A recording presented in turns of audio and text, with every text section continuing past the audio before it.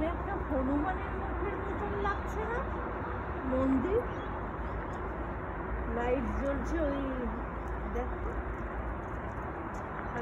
ওই দিকটা।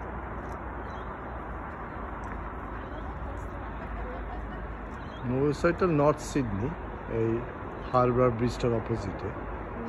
না ওই যে কর্নারে ওখানে একটা না না, এটা একটা ছোট্ট আছে, তার পাশে ওখানে মনে হয় বাচ্চাদের খেলার জন্য। এই ব্রিজটাই ছবি তোমার সিডনির ইয়েতে থাকে, আইকনিক ব্রিজ বলে এটাকে।